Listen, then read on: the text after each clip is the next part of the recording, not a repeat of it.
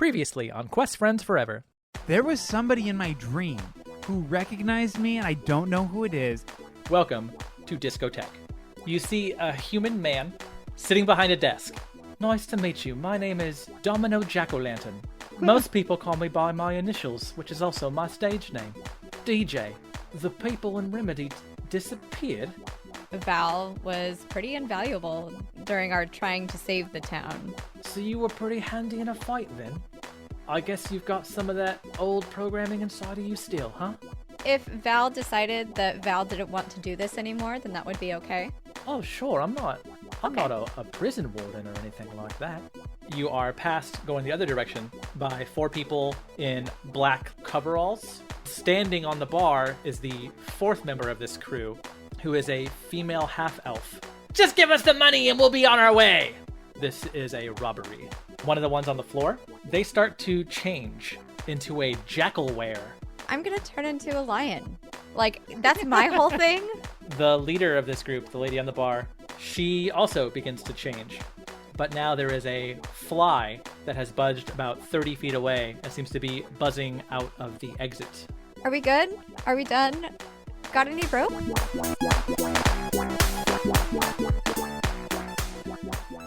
You're up at Domino Jack-O-Lantern, or DJ's office. It's a few minutes after the foiled robbery, and the captured jackal-ware, now back in human form, is sitting in DJ's chair, tied up from shoulders to knees in hemp rope. Jared, Stephanie, Val, and Ellie are standing right outside the office, with the door cracked so they can keep an eye on the perp, discussing how to approach this situation. Hey, Val. Has anything happened like this before? Like, is this... I'm afraid that information is not available at the moment. So is that a no? Do you have I'm like a afraid that no? information is not available. I'm afraid Okay. that information is not available at the moment. Is the baddie, the jackal boy, is he conscious or unconscious? He's conscious. He's tied up in the chair, kind of wiggling, not like super trying to escape, but just kind of like pissed off. Okay. Hey, Ellie, can you go and talk to Huge and Domino and see if this is a recurring thing? If they made anybody mad or anything? Can you go talk to them? Me and Jared will handle this. Sure thing. Oh no, I said the thing as. Oh no. I was spending too much time. Okay, yeah, I'll go check it out. I'll be right back. And she turns around and heads downstairs. Cool. At this point, is the door to the office where this perp is closed?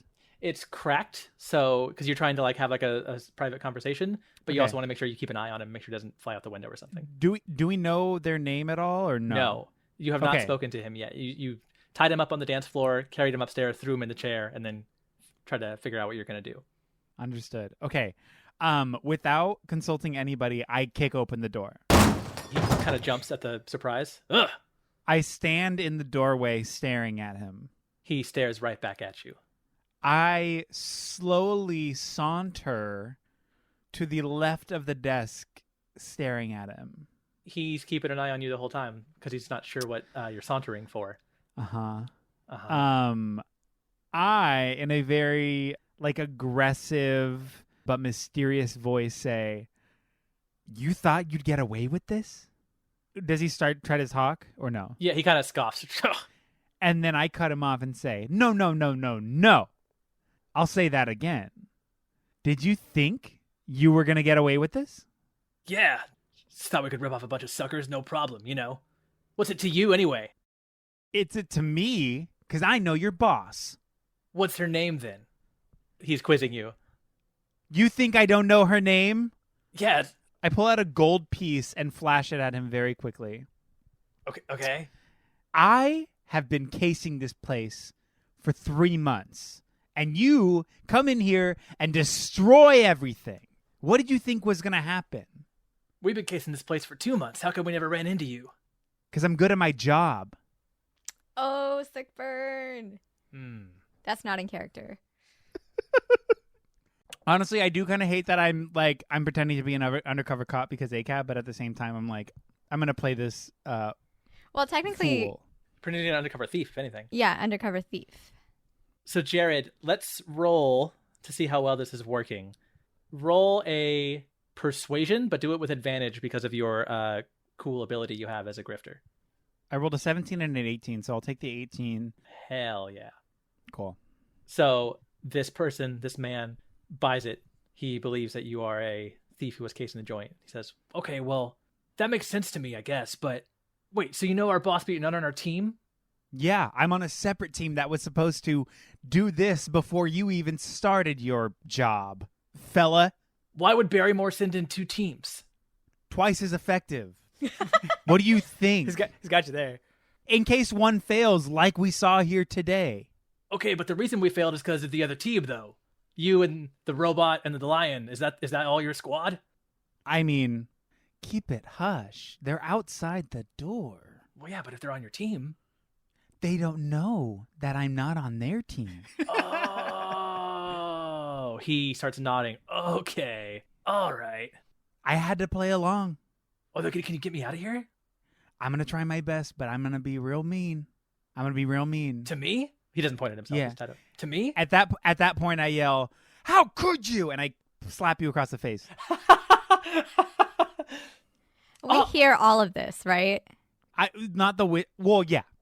I'm trying to make it seem like you. I'm trying to make it seem like you can't hear me, but trying to convince this thief that You guys are Yeah, whispering. you can't. I'm playing You're along. whispering to him, Cool. but clearly loud enough for us to hear. But you're whispering, so you're convincing him. Yeah. So he takes the slap. Ow, what the heck? Fuck. What do I do now? I check his pockets. I start rummaging through his pockets. What do I find? So you find some pocket lint.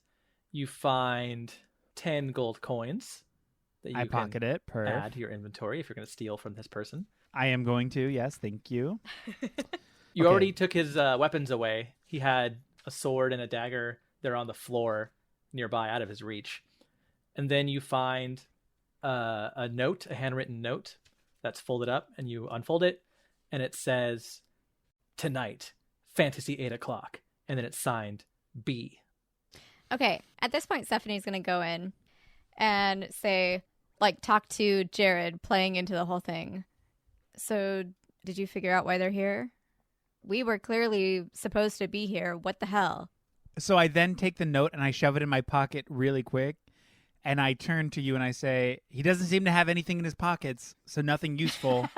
And then I, wide-eye look at you and, gesture to, leave the room. Okay, I'm going to go talk to Huge. I'll be back. And I go outside of the room, but, I'm on the other side of the door frame. Yeah. So then I walk out also and I slam the door. I walk out, I turn, I stand in the door frame, I scowl at the thief, and then I slam the door. Immediately following that, Val slams open the door because it's Val's turn now. So I'm going to explain what's happening. So Val impersonates, it wouldn't make any sense for me to know this in the fantasy world, but impersonating what the bad cop in a good cop, bad cop situation would do.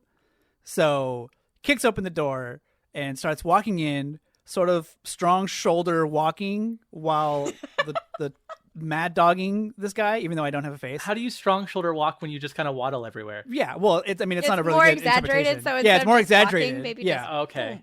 Good. and yeah, good. and so if a person would say, "We got you now, buddy," instead it's just Hello.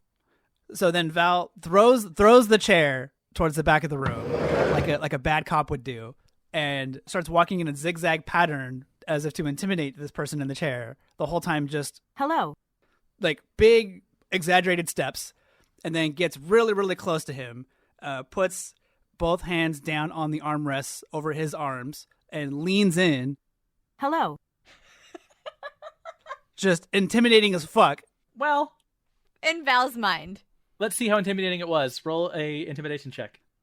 That's a 5 plus 4 is a 9. Not very intimidating because you're just saying No? hello. Yeah. In your mind, in your CPU processor mind, it probably looks great. Tell us where the girl is. Right. But Yeah. to this guy, the robot just came in and kind of waddled around the room and knocked over a table and then Yeah. put its glass dome against How can I help you today? his bald dome. Yeah. And the perp says, what is this? What are we doing here? Val cuts him off, throws its arms up in the air, goes back, slams one of the arms down on the table, very, very angrily, very excitedly, Hello, hello, hello. and then turns and But not faces him, angrily, 'cause waiting you for just a say hello. response. Yeah, The same way every time. right. Could I get the human guy back in here? That'd be cool. I'm afraid that information is not available at the moment. All right. So could you just take me to jail or this? Yeah, that'd be better than this, I think. I don't know what this is. Val flungs the stuff that's on top of the desk against the wall, just throwing a tantrum here because the perp is not giving up the information that Val's clever detective skills and interrogation skills are clearly demanding. So while this is all happening, because I saw you slam the door, Jared, and then Val went in there and started their whole thing, I just actually start drinking the water that Val gave me at the beginning. And I just kind of I have my hand on my hip and I'm just look at you, Jared, and I'm like, is this you? And then I pull out the note and I'm like, oh no, this is an act. I'm faking it. This is fake. We're not friends. I don't know this person. However, I did get a note. We should read it and see what it says. Can you tell us what the note says again? Tonight, fantasy 8 o'clock. Signed, B. As you guys are talking from inside the office, you hear the desk now being thrown and smashed against the wall in the room. Just a big, loud crashing sound. And then Ouch. So at this point, Stephanie is going to walk over to the door, look at the perp, who is, I assume, completely confused about what's happening. Extremely confused. Okay, good. I'm going to look at Val, and I'm going to say, get him. And I'm going to close the door. Wait, hang on. No, wait, hang on. Let's drop the bass. So that can all be happening in there. I'm sure it's going to be a mess. So as we're speculating and the music's going off in the room, I go to the pitcher of water, I grab another cup, walk to the door, kick open the door, walk straight to the desk. I splash the water in the thief's face. I then walk back out and slam the door, and I say, that should confuse him for a little bit. What is happening? Let's drop the bass. And so the music's just perfect. over and over and over again. Yeah. I'm getting early onset adult deafness. That's what it's called in this world. Stephanie looks at Jared, says, cool. Can I see that note? Yeah, of course. Cool. And I give you the note. Thank you. So then I walk into the room, I open the door, and I say, hey, Val, can I try? Sure thing. Yes, please. Okay. This is so weird. And then, almost out of the room, Val hears the guy say that, immediately runs back, very close into his personal space, dome to dome again, just a quick, Hello. and then runs out of the room. What the hell is that? I'm going to almost close the door. It's going to look closed, but they'll be able to hear or whatever, right? And then, is there a chair or stool or something I can sit in? There was. Yeah, there's a bunch of trays and drawers overturned now in this room. The room's a fucking mess. It was already messy. Remember, there was shit all over the floor because of this DJ guy's inventions and tinkering. Mm-hmm. But there was kind of a clear path from door to desk. But now there's just shit everywhere. So you can turn over a piece of shelving or something and just kind of squat on it, I guess. Yeah, I'll do that. And then I'll say, hi, I don't know what to do here. So if you can just, tell us why you did this and what were your intentions? What do you think? Money. Oh, okay. So just money. So why were you trying to hurt people then? If you just wanted money, why didn't you just ask for money? We didn't hurt anybody till you guys came in. Oh, okay. We're shooting our spells into the air. We just it's Harvesttide weekend. This place is packed. We knew it would be a huge So you're haul. trying to blame us for your mistakes, and that's not okay. So, what I'm gonna need you to do is to just be honest with me. Why do you need the money? Because money's good. What kind of question is that? I'm a robber. I like money. And again, I can't stress enough that we did not hurt anybody till you guys walked in and attacked us. Have you thought about your life choices recently? Yeah, they're pretty sick. Okay, cool. I'm gonna cast Charm Person. Okay. You have to make a Wisdom saving throw. It's a 9. Cool. So I'm going to say, just a sec. And then I'm going to walk outside to where everybody is. And I'm going to say, hey, I did a thing. Don't be mean to him or this isn't going to work. So just stay here for now. Val, you did great earlier, but Hello. I need you to stay here and not be intimidating right now. Sure thing. Cool, thank you. And then I tell Jared, come on. Okay. I walk in, completely different tone. I go and stand next to the dentist. I'm like, hey, Grant. My name's Bruce. What? Hey, Bruce. But it's with 2 O's instead of a U, so it's different. Hey, Very clever. Bruce. I need you to let me know where the next hit is going to be. Can you do that for me? Well, we don't have anything else planned yet. This was our big score. We're going to kind of take a break after this one. Who's we? The team, the crew. You guys saw? There was 4 of us. And who's B? And I show him the note. Well, B is me. I'm Bruce. But Oh. the B on the note is Barrymore. She's like our leader. And why wasn't Barrymore here? She was. She bailed. She got away. Oh, okay. So it was why do me and Barrymore and Carlt and the Stab. She's my lady. why didn't you guys just go for like a bank? Like, do you live here? Is this your town? Yeah, we met all in Waystar. Cool. Hasn't anybody ever told you you don't steal from where you live? They're gonna catch you eventually. Like that's just not good etiquette, right, Jared? Oh, you mean like that old expression, don't shit where you swim? Yeah, Exactly. something like that. Exactly. I think I've heard that. What we're going to need you to do for us is you're going to need to take us to your boss's house. And I do a big wink wink because I know where she lives, obviously, to you at least. But I'm performing for this other group. I mean, I could. The warehouse is probably empty by now. They wouldn't stick around after a botched score, but I could show you around, yeah. Do you know where they would go? Probably back to where they came from. Where's we're all- that? We're all in Waystar now, but we're not from Waystar. Well, I am, but the Oh, rest of got them, it. me and the Stab are from Waystar, but the other 2 are not. Yeah, dude. I mean, like, if you could just like take us there, that would be like so cool. As this agreement is reached, the door opens again to the office, and it is DJ. He's about to say something, and he stops, noticing his office is completely trashed, even more so than usual. What happened to me office? Don't worry, we'll help you. We'll fix it up. Our new friend Bruce here with 2 O's is Thanks for going getting to it right.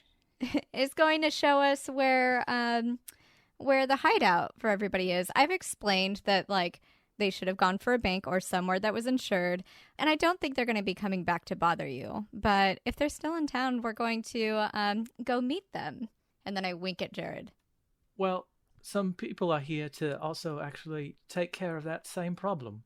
Oh? The Ians just got here. Oh, the Ians. I turn to look at the guy. I'm like, Ians? When you say that to him, Bruce rolls his eyes and goes, ugh, not the Ians. And at that moment, somebody else comes through the door. This person shoulder checks DJ to make room for their entrance. And you see it is a human man. He is wearing a wizard costume. And I mean a wizard costume, like you might get from Party City, Fantasy Love. Party City. They call it Party Village in this world. It is a Canon. purple robe with yellow stars all over it. A purple pointy hat, also with yellow stars on it. He also has one of those pointy mustaches that don't connect in the middle. Mm-hmm. Naturally. And he says, "Don't worry, we're here." And Oh. he stops as if to wait for somebody to acknowledge his presence. And you are. Oh, I thought you'd never ask. I'm Magic Ian. From the Ians. I have no idea what you're talking about. Oh, Do you oh, know really? that I look at the Jackal Boy and I say, Do you? He sighs. Yeah, these guys. Yeah, you'll see. Val comes in, also shoulder checks DJ, very excited, like, but not on purpose. Very excitedly, Oh, runs dear, no, around, thank you. and runs right around, and then in front of and faces this Magic Ian, and Greetings. I am a Variance Alpha Psionic Altonian Lexo Transceiver Oh. Unit, model number XFCED001. But you can call me Val for short. It's great to meet you. Well, greetings. And then- I am Magic Ian, a How wizard. can I help you? How can I help you today? You must always call me Magic Ian, no for short. Why are you here? We heard there was a robbery. How can I help you today? And then the hand goes up to shake Ian's hand. He lifts his wand, which is just like a wooden stick, and kind of just taps you on the hand. He goes, "Oh, okay." Ouch. And from behind him, someone else enters the room and pushes DJ a little bit. DJ says, "Why am I even standing here?" This is also a human man. He's wearing a similar costume to Magic Ian, but his is yellow instead of purple, and instead of stars, there are black lightning bolts. He also has an undercut hairstyle, which I had to Google. I Googled Macklemore haircut, which is in my Google history forever. Okay, nice. He's got an undercut hairstyle with some slicked to the right orangish hair visible from under his hat. Greetings. I am a Variance Alpha Psionic Altonian Lexo Transceiver Unit, model number XFCED001. But you can call me Val for short. It's great to meet you. I don't care about any of that. I'm Electric Ian. And he stands proudly with his hands on his hips, waiting for acknowledgement. Hello. Yeah, that's right. Hello. It's me, finally. I know you've been waiting for me. Hello. I turn to Bruce and I'm like just kind of like whispers so they don't hear it, but I'm just like, what is their deal? Oh my god. Val takes one step to the side, so now he's in front of Electric Ian, and then the hand goes up to shake his hand. How can I help you today? Oh, no. I won't be doing that. Thank you. The hand But you can shake lowers. my hand. Ouch. Not the other way around. Bruce Oh, sighs dear. and goes, No, thank you. just wait. I'm going to take this as a cue where I need to save Ellie from this torture, and I'm going to Ellie is still downstairs. I know. Telepathically, I'm going to say, whatever you do, don't come up here. It's fine, but you don't want to be a part of this. I asked the question, why are either of you here? You hear another voice say, maybe I can answer that for you. And into the room comes a bugbear. This bugbear is wearing a white t-shirt one size too big with what looks like a homemade design of a kobold giving the middle finger on it. He's also wearing jeans with holes in the knees, a plaid shirt tied around his waist, and a lute strapped to his back. And he comes in the room and puts his hands on his hips and goes, "It's me, Music Ian." Why did you make this bugbear so hot? I don't like it. I don't like it at all. Val runs up and Greetings. says, I am a Variance Alpha Psionic. but then stops and sees that it's a bugbear and says, Oh dear. No, thank you. and then takes a step back. Call subwoofer, little one. Hello. You hear Bruce go, "Ugh," from the chair. And from outside the room you hear, "Well, hang on, wait for me, I'm coming too." And No. into this room pushes a fourth So- figure. How big is this room? Are we Not all like very shoulder big. to shoulder was now? This is a small office that is, again, trashed and cluttered. So everyone's getting kind of close to each other now. And now into this room, pushing DJ out of the way, who says, "What the hell?" is a shorter human man wearing a plain white button-up shirt tucked into seafoam green pants. At the bottom, there are gray socks and sandals. And he's wearing a medallion of an abacus. And he says, "I hope you made time for me, Mathematic Ian." And he stands proudly, waiting for acknowledgement. Greetings. I am a Variance Alpha Psionic Altonian Lexo Transceiver Unit, model number XFCED001. Greeting. Uh-oh. There seems to be some trouble with my memory engram matrix. And run a diagnostic protocol. Just a sec. And then Val's hand whack against the glass dome to sort of reset. Mathematic Ian kind of twiddles his fingers and goes, "Ooh, delightful. I would love to take a look at your schematics." I Ew. put my hand on Val's shoulder and just kind of like, gently pull them back a little bit so they're next to me. Oh dear. No, thank you. And from the door, DJ says, "You can keep your hands off my robot, please, Ian. Thank you." How many more of you are there? Because it's getting very cramped in here, and I still don't understand what you're doing here. The robbery's done. I don't even know why you're here in the first place. But The robbery wouldn't have even happened if I had been here, you hear a voice say from outside.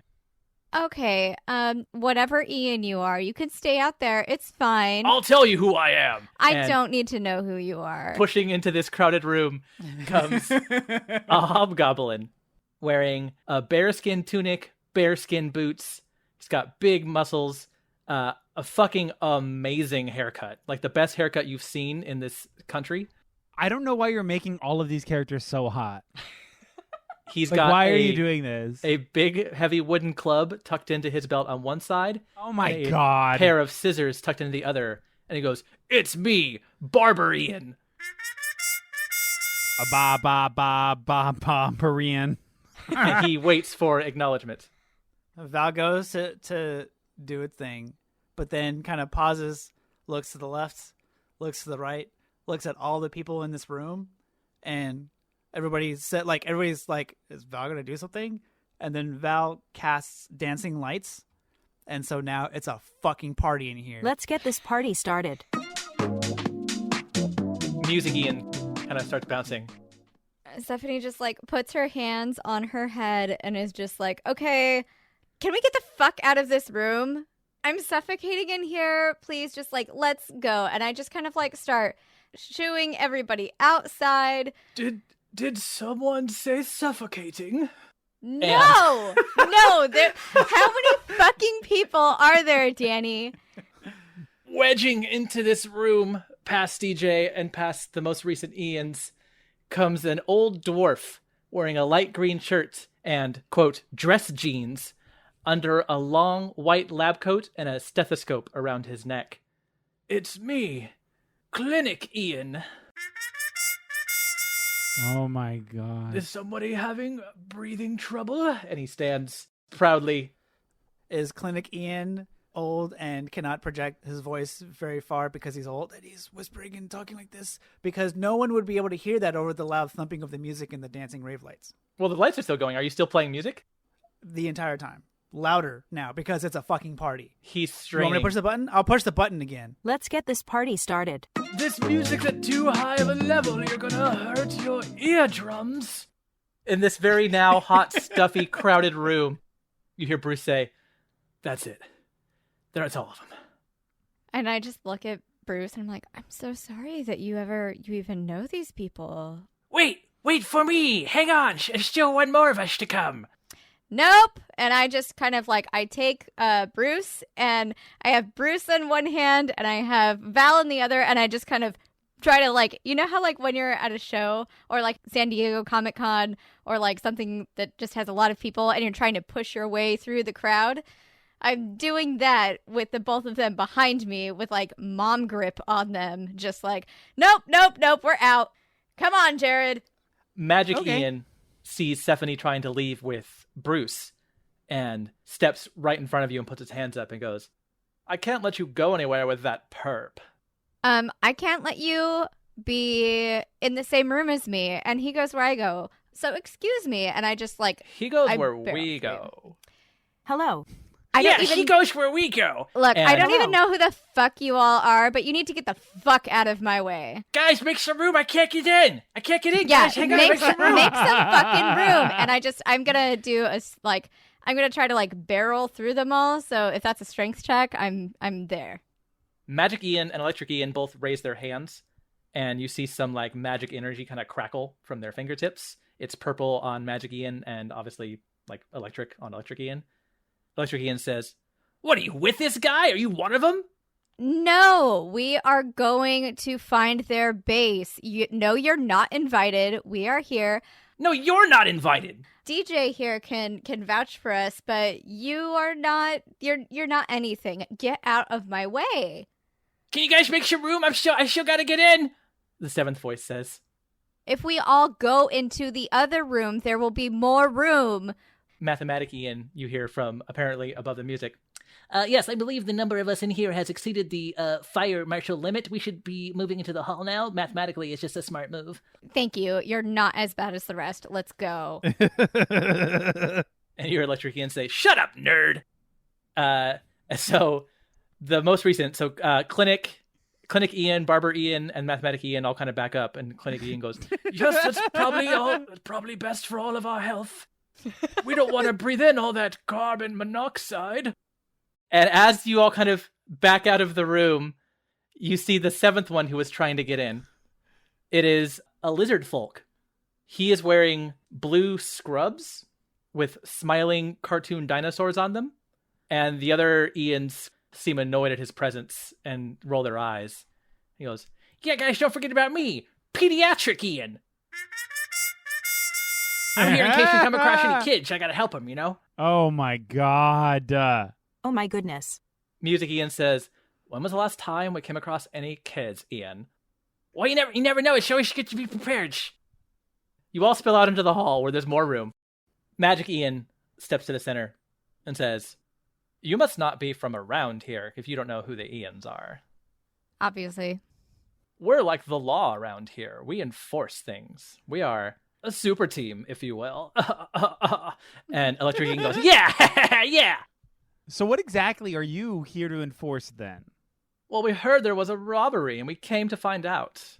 Well, two things. One, I'd like to see your credentials. If you are sanctioned to do this He by like points to the his mayor hat. or something. Okay, that's not going to work for me. Also, clearly the robbery is done. We got it. We're also, and I kind of like pause and look around. Like this is like that Avengers moment. Like you look around and there's like the close up on Stephanie, the close up on Ellie, the close up on Val, and then Jared is like probably trying to do a thief thing. And but you know, anyways. And then I'm like, we're also kind of a super team, so we got this one. Doubtful. And Electric Ian goes, yeah, doubtful. Ha! I look at, I show them the person that is tied up, and I say, uh-huh. Oh, we greatly appreciate your amateur assistance, but we'll be taking it from here. Thanks. Oh dear. No, thank you. You still haven't told us what you're doing. We're here to interrogate the perp, of course. He's talking. We know where and his he'll be hideout talking is to and us now. everything. Thank you very much. What are you going to do with him? Where are you going to take him? We're going to interrogate him, Electric Ian says. For? We're going to find out where his gang went. Okay, I literally did all of this work already. Oh, yeah? Well, now we're going to do it too. Wait.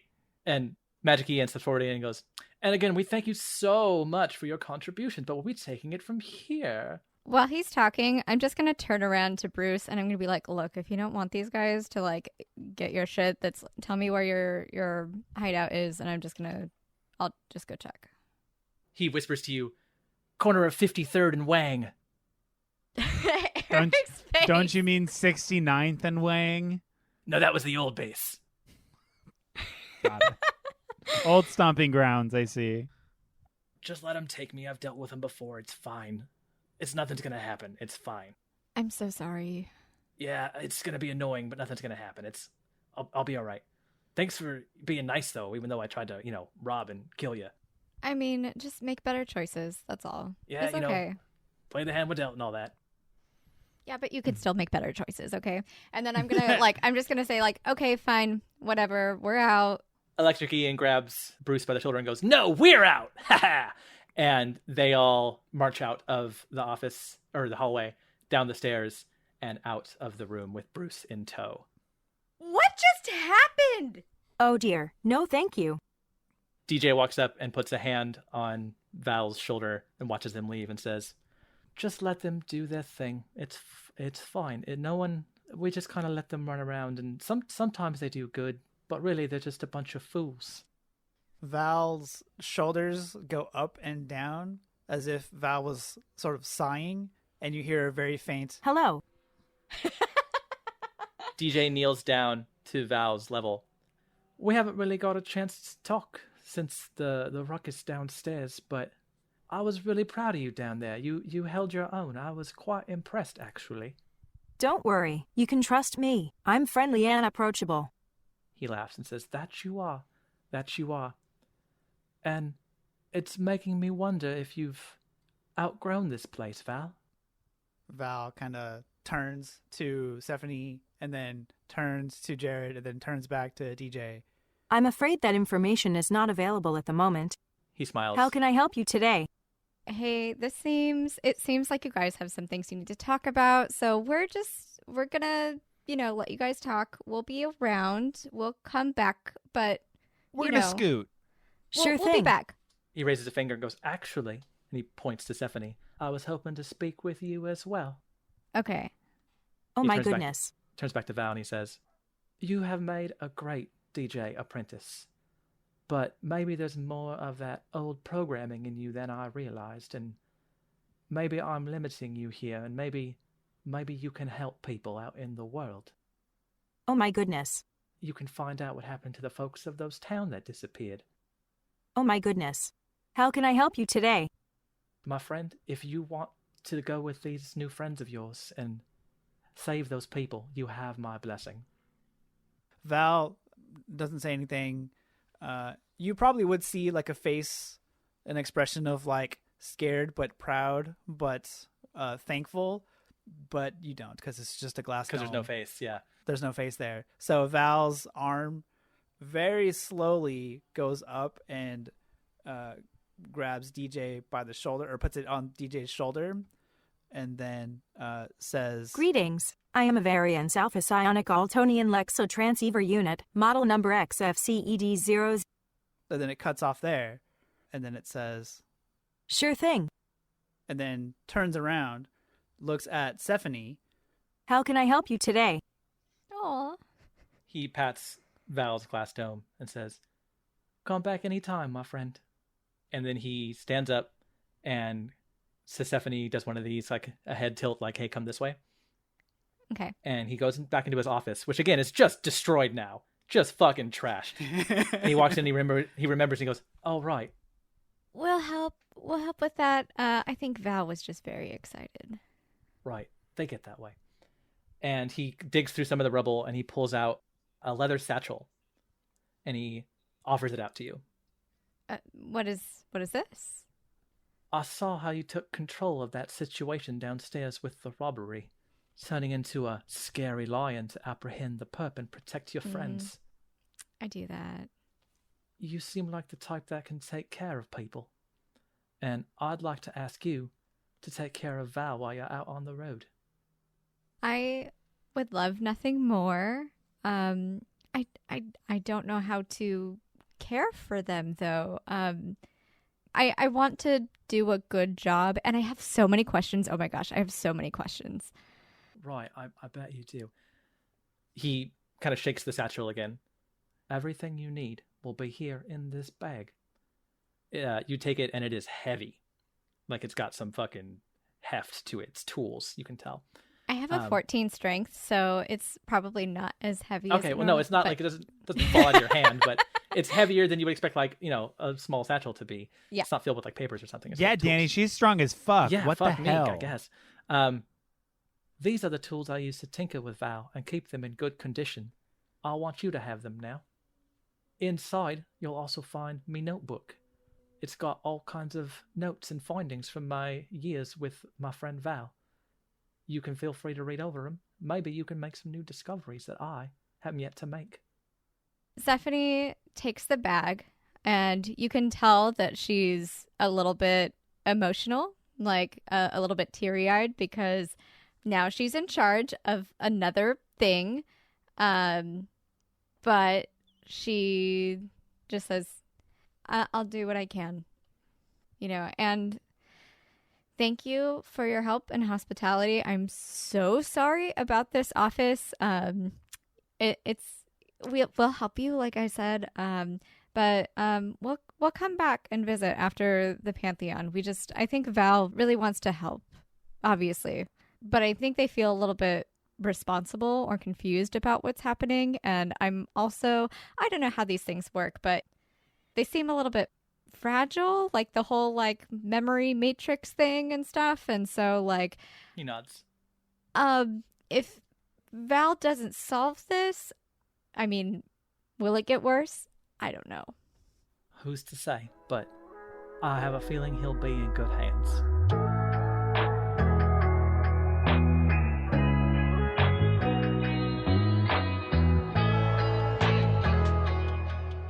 So you all turn to leave and head down the stairs back to the ground level, the dance floor level. And Val stops when they reach the bottom to take one last look at the club. The chaos downstairs has ended, and people are standing around mingling, waiting for the music and dancing to resume, though the crowd does seem to have thinned out a little bit. Just then, DJ steps back out onto the balcony to uproarious applause from the remaining people and begins to play some music on his spellcasting-focused turntable. The patrons start bobbing along in anticipation, and he says into his fantasy microphone, "This song is for my friend Val. Good luck out there." And fucking bass drops.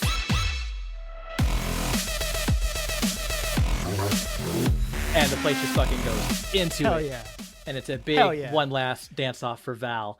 A few smaller and far less sophisticated robots, basically trash cans on wheels with trays on top of them designed to carry Aw. drinks.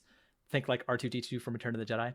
Roll over to Val and kind of just rev back and forth in front of them excitedly to say like, it's their version of saying hello, hello, hello, but they can't talk. Yeah.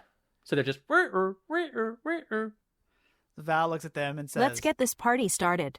and then just waves goodbye flailingly, like cartoonishly, just bye, bye. Just hand is just violently going back and forth and back and forth.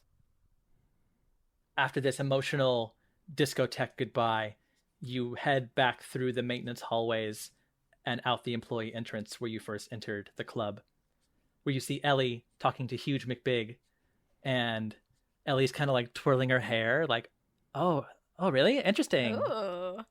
And he's like, yeah, dude. So I was racing in these horses and like we were starting to like drift. You know what drifting is, right? And she's like, yeah, I know what drifting is. Yeah, we were drifting these horses and it was so, and they see you like, oh. And Ellie's kind of straightens, oh, hi. Hello. You're back. I just have the biggest, dumbest smile on my face, and I'm just like, girl! Like, Yeah, okay. She blushes. Oh, okay. Val runs up to Ellie and gives her the biggest hug. Oh, thanks. And she hugs back. So you take off, or you start walking toward your cart, which you had left parked safely. Don't worry, in a legal space. The horses Thank are you. fine. Huge McBig is going to walk you to the cart to make sure you get there safely. Oh, because he has a crush on me? And this time he lifts up Val and puts Val in the back of the cart where Val rides and pats Val on the head and says, "We're going to miss you around here, little dude." Hello. Yeah, I hear that. I hear that, brother. Yeah. What a crazy week it's been around here, man. Everything's happening. Everything's changing, man. It's wild. Like, Val's leaving. We had an Hello. attempted robbery. We had that weird, disheveled halfling guy snooping around. Like, it's been a crazy week, you know? I'm looking forward to kicking back with some brewskis for the weekend. You know what I'm saying, guys? Right? Hang 10, dudes. How can I help you today? halfling? Huh? Halfling? Oh, a halfling? Yeah, it was just some suspicious looking little halfling was in the club a couple days ago. Like, he seemed more interested in like studying the speakers and like the robots and stuff. He wasn't really dancing. Like, the poor guy looked pretty dirty, like kind of worn down. Like, he hadn't slept in days. Like, he had real big bags under his eyes and stuff. Oh my like, goodness. one of the servers tried to ask him for a drink, but he like shrieked, which was weird to hear a person shriek. Like, you always read that word shriek and then you don't really know it till you hear somebody shriek. And he ran away, and I tried to like chase him out because, like, you know, I was like security and stuff, you know. And Ellie goes, "Yeah." So yeah, like I chased him out, but like, have you ever tried to like catch like an outdoor cat? It's like impossible, right? Like, you guys know it's like impossible, right? They just like always dodge you. Animals are my thing. They love Oh, me. okay, So well- I can't relate to you, but I understand. Right. Okay. It's cool. Yeah. Different experiences. I'm into it. Yeah. But like for me, I couldn't catch him. And like he like slipped between my legs and he ran away and he was wailing as he ran away. And again, wailing, like shrieking and wailing. It was wild. But he ran off toward the south and I didn't see anything beyond that. But it was like a weird experience, you know? Oh my gosh, that's so weird. Remember that dream I was telling you all about where that disheveled halfling popped out of a dragon's treasure chest and yelled at me or something? Do you guys remember this? Oh my goodness. What, he yelled? Would you say like he like shrieked? Yeah, he like shrieked Whoa. right in my face. Whoa. This is like probably the same guy. Maybe. We think? That'd be like But could it? wild. Dreams coming to life? What? I also imagine that Ellie is on the side like, oh my god, just so wild. Like she's just like, You look over at Ellie and she's just standing against the cart, kind of smirking. This is the happiest you've seen Ellie look since you arrived in Remedy. oh. Be cute. Cool. Should we go? Let's go to. With this in mind, we should go to 53rd and Wang and see what's going on. Sure thing. 53rd Sure and thing. Wang. All right, dudes. See you later. Shaka. Hello. I don't have a Shaka. goodbye, so all I have is a hello. Hello.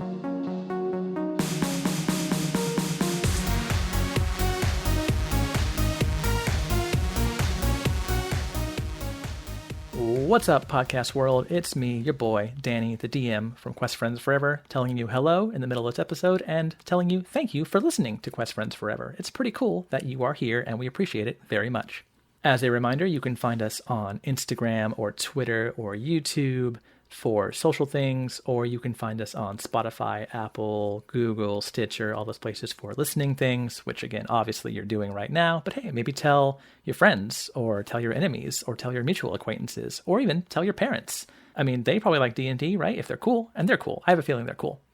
If you are enjoying the show so far, maybe you are feeling kind and want to head over to Apple, iTunes, that whole area, and leave us a review and a rating. That'd be pretty cool. That would help our podcast out a lot. Maybe get heard by more people, so more people can enjoy our silly, silly antics, and you can bond with them about pop culture stuff you all enjoy, and the world will be a better place for it. Don't forget, we are part of the Nostalgia Network family of podcasts. That includes this current podcast you're listening to right now, which is Quest Friends Forever, obviously, duh.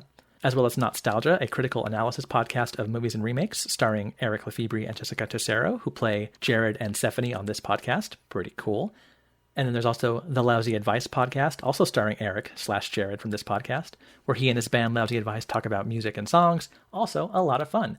There's going to be an advertisement for one of those podcasts at the end of this episode, which you should definitely listen to all the way through and check it out and listen to that as well. The website for the network is thenostalgianetwork.com. There's some articles over there too that are worth reading. Go ahead and check it out. And again, tell your parents. They'll like it. But enough about us. Let's get back to the episode and have you enjoy this good content that we're serving up for you and only you. Don't tell everybody else. Bye.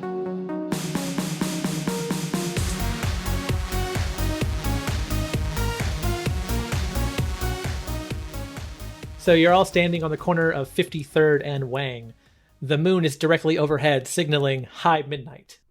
It's been about half an hour since you left Discotech, and your journey has taken you away from the artificial decor of Waystar's quote-unquote hip downtown area to the southern outskirts of this major metropolitan area. Down here, the houses and buildings still all seem pretty monotonous, but are in far worse shape than what you saw at the center of town. You passed rows and rows of what looked like warehouses and packing plants on your way here that had broken windows, half-collapsed roofs, or hastily painted names and messages on the outside walls.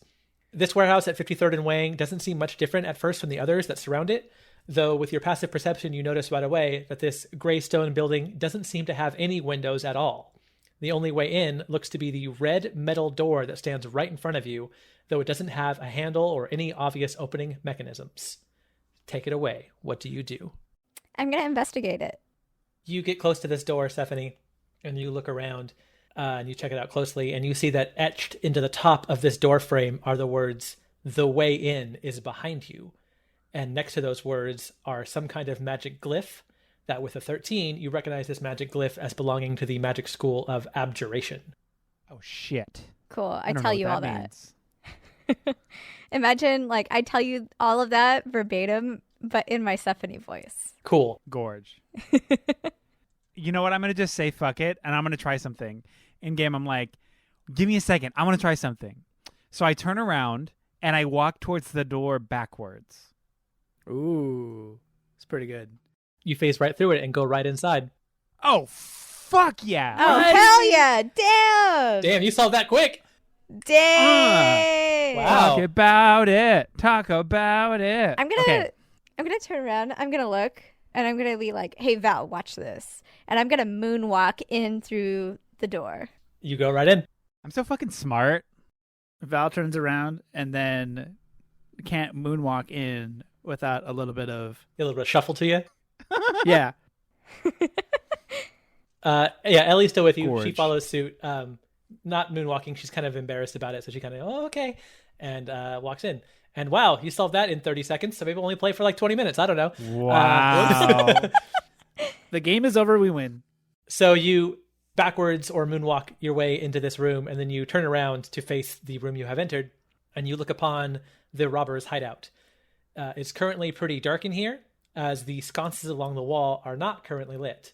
I cast dancing lights, and I. Okay. So on the sconces on the wall, instead of fire, it's just glow sticks.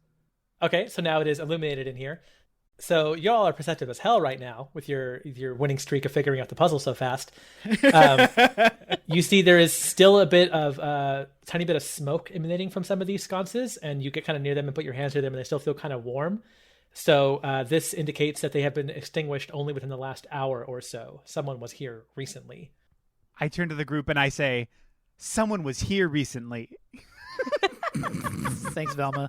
You're welcome. Now we all know. So this is one big open room about the size of a non-fantasy mechanics garage, or in this world, maybe like a horse doctor or a horse juicer. I don't know. See, I'm more familiar with the horse juicer. Yeah. The room is quite messy. Against the wall to the right, there are 4 long tables in front of a chalkboard, but there are trash and various items on the floor surrounding these tables, as if someone hurriedly swept everything off the tables for some reason. Whatever was written on the chalkboard has been mostly erased, though you can make out the first half of a word at the top. Disco T, like it probably said Discotech, but it was erased.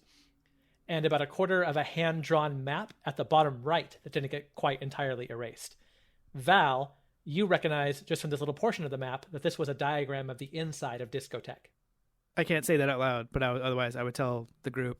So I go up to it, and with my metal hand, I point at it, and I say, Hello, hello, hello. Uh-huh. Against the left wall of this mechanics garage horse juicer emporium, there is what looks like some kind of training area. There are humanoid dummies that have been roughly shaped out of straw and old clothes with wooden weapons pinned to their hands, serving as inanimate sparring partners. There are also 4 targets set up against the wall, with 2 of them marked by holes and punctures from sharp objects like arrows or daggers, and the other 2 marked up by concentrated burn marks and acid damage. There is also a dartboard with a hand-drawn photo of Magic Ian's face in the center and several darts sticking into it. And then on the far wall opposite the entrance, there is a large blue tarp that has been hung up like a curtain, separating whatever is on the other side from this half of the hideout. I run over and I pull down the tarp. You pull down this tarp and it crashes down. It doesn't crash. It just tears down. Does it do so on top of Val? So Val is now stuck under the tarp? Roll dexterity save, Val. That's for 12. Yeah, you pulled it down pretty fast and it just falls right on top of you and now you're covered in a Do tarp. we have a good like in a bad Star Wars movie where like BB-8 gets caught in a net or something, and we have like a brief little moment of like comedic relief, just like, oh God, I'm stuck. Ah! That's what happened.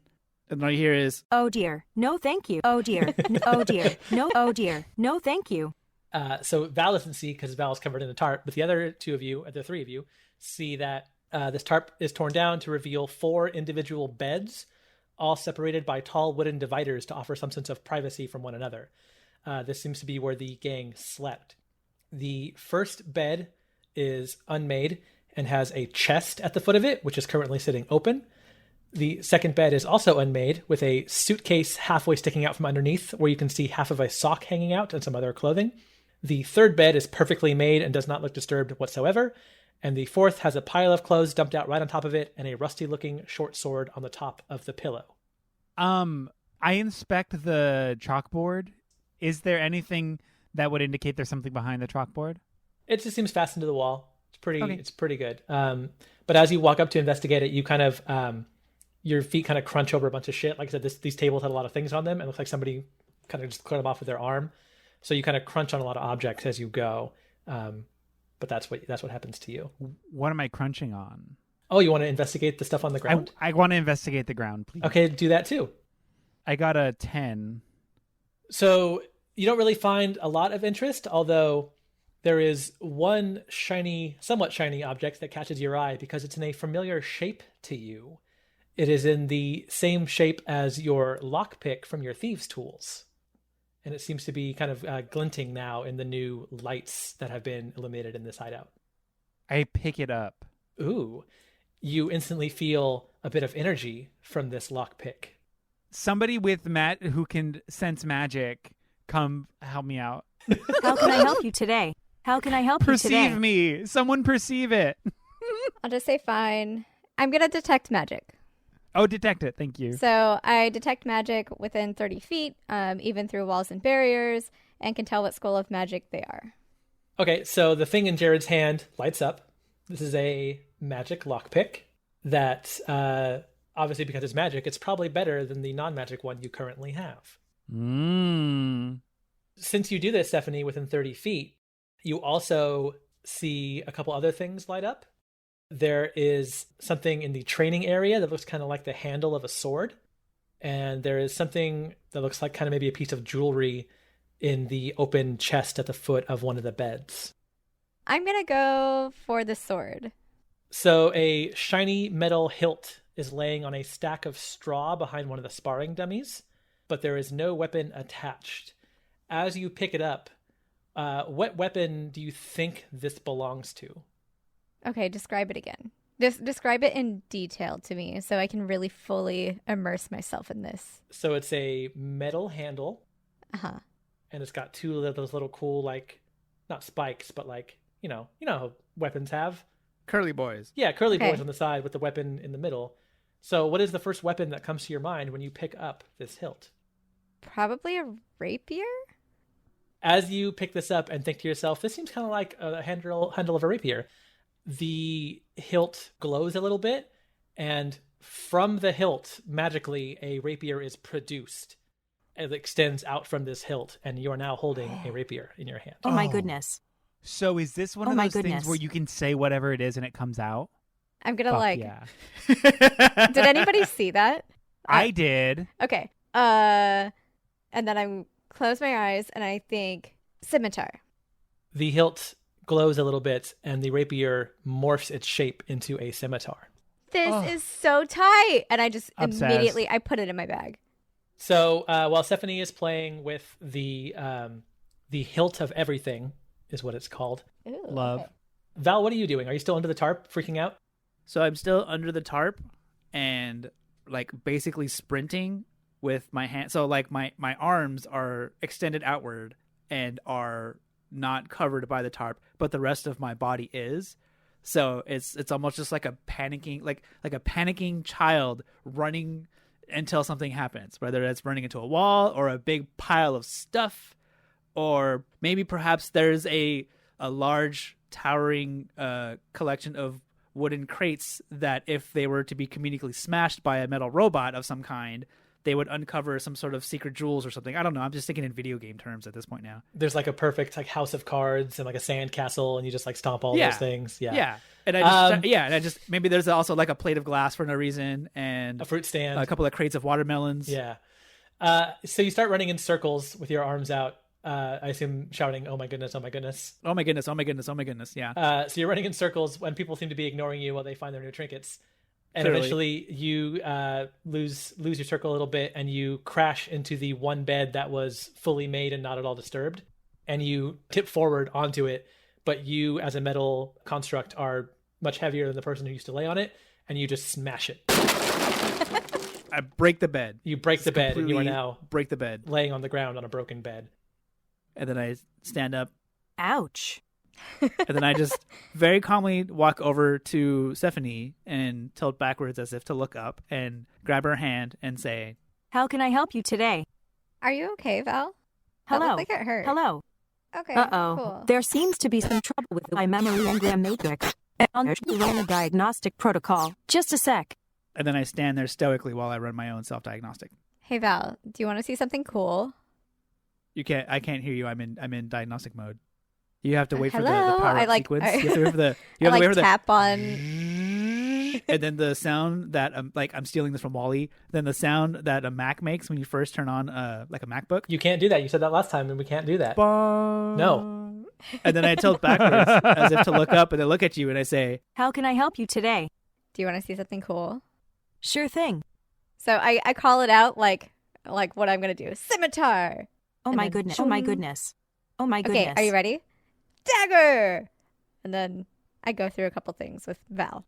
It does not become a dagger. Oh, okay. Ah, fuck. Ooh. So there's limitations. Let's see what else is in here. Okay. Yeah. So there's one with the briefcase with the sock, which Yeah.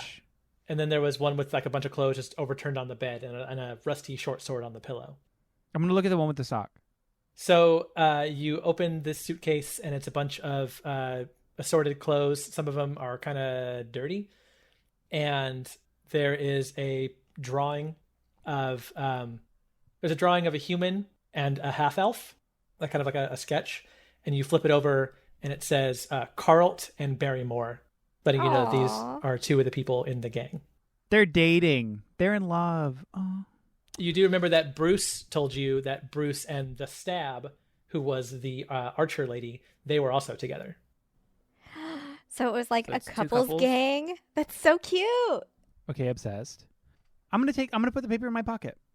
After being wowed and amazed by this magical weapon that Stephanie was showing me, I then turned around and went over to the bed with a pile of clothes and kind of turned a little bit to the left, a little bit to the right, and then realized that I should be looking for something. So Val does what Val does the best, and just one by one, each article of clothing just flying across the entire room, just bam, bam, bam, bam, and no regard to where they're going. So basically, I'm just taking this one singular pile of clothes and littering the entire room with clothes until I eventually get to something that I discover. So you throw a tunic, you throw a long pair of socks, a pair of long johns. There's like a bonnet in there that you throw, but it goes straight up in the air and lands back down on your head. So now you're wearing a purple bonnet, Val, Cute. on your glass dome. Very cute. I'm putting that in my inventory, by the way. And there is, at the bottom of the pile, there is a letter that has been like ripped in half, but the bottom half of it is still there. And you see that it is signed Love Bruce, a love letter from Bruce to his girlfriend, the Stab. Okay, cool. So I'm going to go to the chest now. Okay. This chest is mostly empty. It looks like it got cleared out. Like whoever's chest this was probably took what was valuable in it before they seemed to bail. But there is at the bottom some piles of clothes again, and you see the whatever the glowing object is underneath some of the clothes. Okay, I'm going to rifle through a little bit and check it out. So you rifle through these clothes, you get down near the bottom, and you pull a tattered robe off this pile. You look down at the item and freeze frame. We cut to 10 years earlier.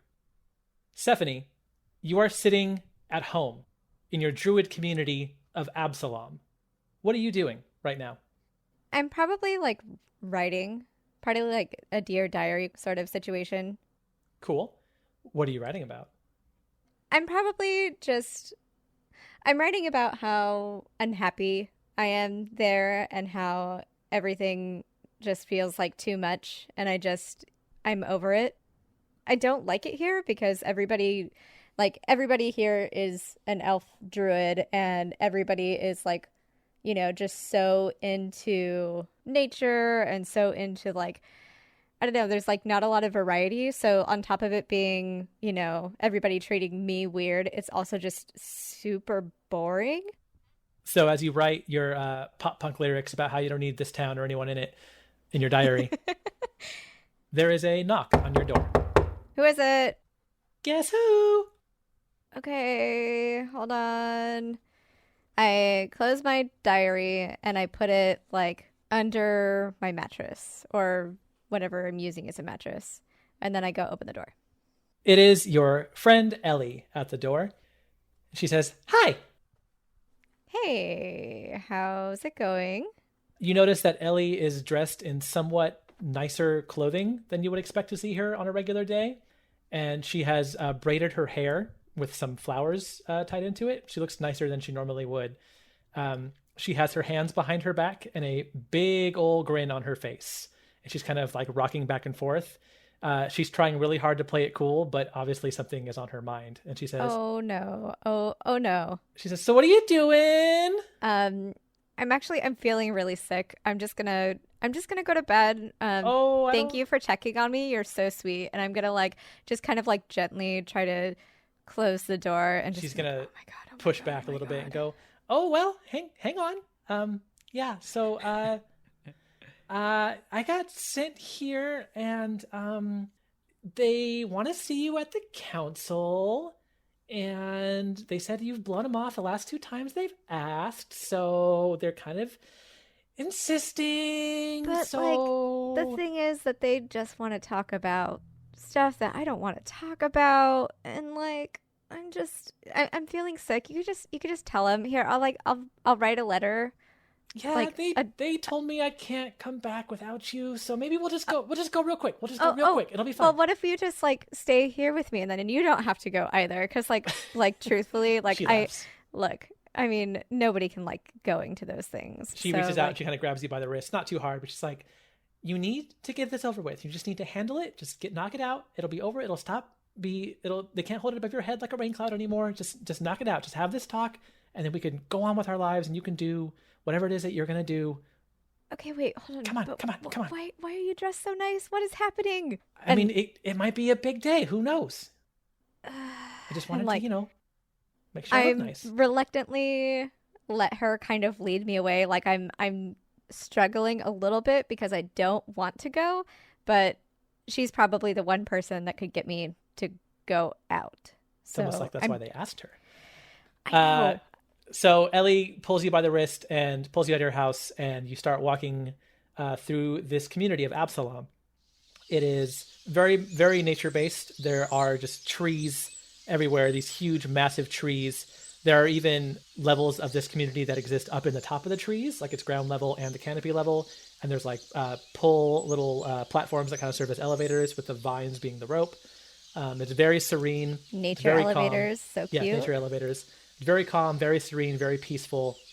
There's a calm babbling brook off to the side that is just great to listen to. This is a beautiful community that you live in. So Ellie is pulling you down this path toward your destination, and everyone you pass by turns and looks at you and kind of stares as you go by. Some people try to act like they aren't looking, but they're not being very sly about it. Like they're trying to be like over their druid newspapers, or I guess. I kind of put my hand in front of my face, and I'm just like, God, I hate this. Some people are whispering to their friends under cupped hands. Oh, and some of the younger kids outright just point at you with their eyes wide, and they say, "It's her!" Because everyone in this community and the surrounding communities and those far beyond know that you, Stephanie, are preordained to be the next protector, the great warrior who leads and defends the druids until their dying days. I hate this. Ellie pulls you through town, away from the gaze of the people, until you reach the trunk of a massive oak tree. And I mean, we're talking massive here. It looks like it can fit a whole auditorium inside this thing. And you know, this is where the council meets. Ellie stops at the entrance and turns to you with a big, beaming smile. And she says, I would wish you luck in there, but I know you don't need it. Wait, you're not going? I can't go in there. You came with me.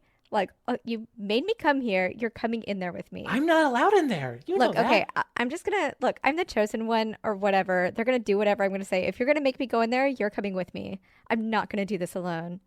She looks afraid and she's like, okay, maybe I'll just stand in the very back because I don't think I'm supposed to go in there. And I'm just gonna look around. Are people still looking at us and stuff? There's a small crowd, yes, that sees you going. They see you going toward the council, so they kind of gather that this is something important. Mm-hmm. So a small crowd is gathered, yes. Ellie, I really can't do this on my own. I look at how they look at me. I don't belong here. Just be there for me, please. Okay. I hope they don't say anything, but I'll go in with you. So you and Ellie step inside the council tree for the final time. You enter this tree-based auditorium, I guess, and you see the council. It is 11 individuals. They are quite old. They are predominantly elves, although there are 2 half-elves in the group. They are sitting in a row about 20 feet above the ground level in quote-unquote chairs that are actually just kind of branches and vines from this massive tree that have been commanded to hold them for this meeting. So they're like basically floating 20 feet above you in these vine chairs. So menacing. So you recognize them as the elected leaders from the surrounding druid communities, including your own. It's like one cluster of communities in this one forest. They're all dressed in what a different part of Constance might call a judge's robe, only these are fashioned out of leaves and decorative flora. They each wear a circlet made of golden wildflowers on their heads and have a necklace of a twisted petrified tree root with a small amethyst crystal stuck in the center around their necks. These are the official adornments that are given to council members when they take their positions. They wait for you to approach, and then an old elven man seated in the direct center of this row addresses you, his voice booming and echoing inside this mostly empty chamber. You recognize him as Edgeric, the official from your community of Absalom. And he calls you by your real name. Kathyra Neresis Jadsagi Digella, how nice of you to actually appear when summoned for a change. What do you want? You know why you're here. You have been neglecting your mandated trading duties. You have been foregoing your scheduled goodwill visits to the surrounding communities. You have been outright ignoring the summons and wishes of this council. We have allowed this to continue far too long. The time has come for you to put aside your personal wants and desires and accept that you are the next protector. Your fate was read in the stars decades ago. It cannot be changed. It is time to put the needs of others over your own and start adhering to the rules of Absalom custom. Look, that's great that the stars said all of that, but I think that it might have been a bit cloudy or something because, like, I'm not the person that you think that I am, and the stars have never been wrong. I mean, are you sure about that? I am 800 years old. The stars have never been wrong. I mean, that shows, but... And the whole council kind of goes, Rude. I don't understand what my role is supposed to be. Like, look around. Everything is fine. Everything is peaceful. Everything is good as it can get here. What am I supposed to be protecting? Why? I don't understand. Nobody can tell me why this is happening and why I am this person. Why you think I'm this person. You think it is idyllic here by accident? We have worked hard as a council and as a community to make this a nice place, a safe place. But the day will come, and the days have come in the past, they will come again in the future, where we will need the protector. You must keep this world safe. You must keep this community safe. You must keep your people safe against any and all comers. Okay, but look, you guys are all doing that and you're doing that together and it's working and you've done a really great job and clearly everybody... We are lucky to live in a time of peace. It will not always be this way. Without the protector, we will fall into mayhem and chaos. You know this. What did you do before me? We had the previous protector, obviously. Okay, what did you do before them? There was a protector before them. I know I'm 800 years old, but I'm not that old. Tell me again, how do you know it was me? Like, you guys have done such a great job. You guys should continue to invest in the community yourself and maybe not look to one person to bear the weight of all of everybody's happiness and protection. Like, I did not sign up for this. I don't need to be here. You don't need me. He leans over and he whispers to the old elf woman next to him. He kind of has to lean kind of far because the vines don't really reach. And you hear him kind of whisper. He turns back and he says, "My child, you are still young. You do not yet understand what it takes to be a leader. That is why we are trying to train you. We are trying to get you ready to be a leader. It is ordained. We have rules. We have laws. We have customs. It is the only thing that keeps us from the beasts. You must put your wishes aside. You must put your hesitations aside. You must become the person you need to be. Your own thoughts and feelings are irrelevant." Cool. So you don't care. I care too much. You care about what? Obviously not me. Obviously, like, The not protector the must protector. sacrifice everything. Sacrifice everything so everybody else could be fine? Sacrifice, like, I don't get a choice in anything? That is your destiny. Okay, cool. So you just decide whose life is going to be meaningless. It is the most like, meaningful life. but it means nothing because I have no choice. He thinks for a second and he goes, yes, you are right. You have no choice. You must do this for your people. I'm just going to turn and walk out at this point. As you start walking out, his voice booms again and he says, Kathyra, if you walk out of this tree, you will never be welcome again in Absalom. I mean, you don't care about me anyway. You just want me to be your beloved protector. Well, if my people don't care about me and my well-being, what am I fighting for? What am I protecting? There is no problem right now. Like, you're creating this war in your head and everybody is 100% capable to take care of themselves. So you don't need me and I don't need you to impose whatever the hell this is on me. I walk out. As you turn to walk out, you see Ellie, who was standing in the back of the room, and her eyes are just like wide and her face looks like horrified, like she cannot believe what just happened. But she steps away from the wall and starts to follow you.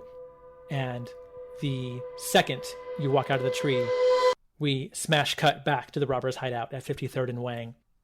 You are standing at the foot of this bed, looking through an open chest. You have just tossed aside a tattered robe from this pile of clothing, and you are looking down at a necklace of a twisted, petrified tree root with a small amethyst crystal stuck in the center and a tiny but noticeable spot of blood on it. Shit. And just as she's sort of coming back, she notices that Val's probably been trying to get her attention for a minute, and you hear ED001, but you can call me Val for short. It's great to meet you. Ellie walks over and goes, well, did we find anything interesting over here? And she comes to a stop when she sees the necklace and she says, what? Stephanie is completely frozen and like holding this necklace in her hands for a good couple of minutes, like doesn't do anything, doesn't move, doesn't say anything, just like really what did it is the blood on it, and she doesn't know what to do right now. Ellie is standing there in shock also, and she looks down in the chest and she reaches down and pulls out a piece of parchment that was under the necklace, and she holds it kind of down away from her to look at it, and you, Stephanie, can also see it from where you are kneeling in front of the chest. This old dusty parchment has a beautiful drawing of a lake on it. But this is not just any lake. This is a lake with a small island right in the center of it that has every inch absolutely covered in flowers. You recognize this lake, Stephanie, and so does Ellie. This lake is in Rosewater, the neighboring community directly next to Absalom in the Petrichor forest where you are from. The person who made this drawing has signed their name in the bottom right corner, in cursive. You see the word Barrymore. Whoa. Okay, so I read that, and just with like tears in my eyes, I'm just going to scream at the top of my lungs, Barrymore! Oh my goodness. Show yourself! Where are you? And just like start yelling for her, you coward! Nothing happens. Your voice echoes a little bit in this empty room. Val reaches up to grab Stephanie's hand and just sort of gently holds it, and then slowly Val tilts backwards as if to be looking up at Stephanie and turns towards Stephanie and just pauses and says, How can I help you today? Okay, the like this is so sweet and so touching, and then just like the way that the voice sounds is just Yeah, it's hard to have a tender moment with just the same voice all the time. It's so cute. It's so cute. And I'm gonna look at Val and mind you, I'm still wearing a bonnet. I'm gonna say, you guys, I haven't been completely honest with you. My birth name isn't Stephanie. That's my name. I don't like the name that I was given. And I guess I'm the chosen one from Absalom, or the whole druid community. And I don't want to go back. And they wanted me to protect them and they didn't need protecting because there was nothing bad, no bad things there, and nobody would tell me what to do, and nobody would just let me be a person, and nobody cared about what I wanted, and nobody treated me like a person except for Ellie here. And Ellie puts her hand on your shoulder. And so we left. And this necklace is from one of the council members who was alive the last time that I was in my home, I guess. And I show them the picture. Can I assume that like that's like a province, right? The rose area or the flower area is like the other province. The overall the big forest, the main area is called the Petrichor Forest, and then in the forest are the different communities that make it up. So you are from Absalom, and this one is the one next to you called Rosewater. Okay. So this, and I show them the drawing. This is Rosewater. This is one of the areas where I'm from. And I'm assuming that this, and I show them the necklace, is from the council member there. And Barrymore signed this fucking picture. So apparently she's been there and something has happened and I need to know what, because when I left, everything was fine. And now I'm not doing so great. Val lets go of your hand and extends both arms outward in a hugging fashion and says, Don't worry. You can trust me. I'm friendly and approachable. And Val slowly leans inward as if to gesture for a hug. Ellie looks at Jared and kind of like motions like, get over here. She needs this right now. And I'm like, what? What do you want? Come here. She's giving you the big eyes. Come here. I walk over and do like the hug sign, like I'm hugging the whole group, but I'm not really touching anybody. I'm like hovering with my arms around the group. Ellie looks at you like, okay. And Ellie also joins the hug. And then she pulls back and she goes, you know what? I wasn't going to bring it up, but you know we're going to pass the Petrichor Forest on our way to the Pantheon, right? I thought we would just kind of not talk about it, but... I was just hoping we could go around it, but... Yeah, me too. But I guess we're going to have to go. And then I jump in and say, so we're going to go kill him, or what? Oh, if I see Barrymore, shit is going to go down. So every fucking fly that I see from here on out, and I look at Ellie, and then I say, okay, first thing we need to do when we get out of here is get a fly swatter.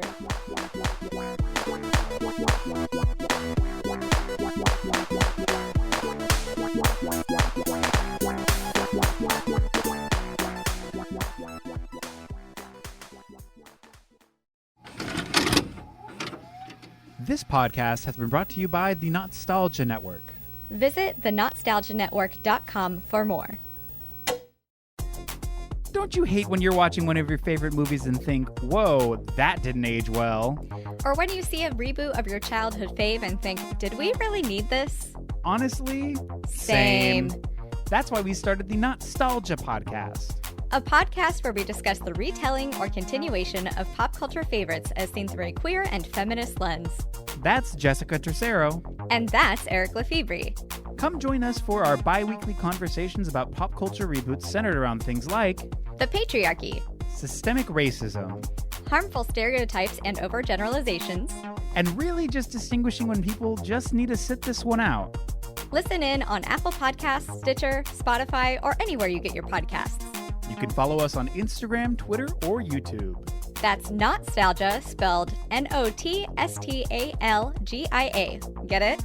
Not nostalgia. Like nostalgia, but with an extra T, so it's like not nostalgia. Follow us for fun, critical conversations about media. And remember, stay cute. And stay critical. Bye-bye. Bye.